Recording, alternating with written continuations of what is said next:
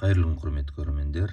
Үй жағдайында өсіп жатқан емен ағашының өскіндерінде мынадай ақ аурулары пайда бола бастапты, біраз дамып қапты.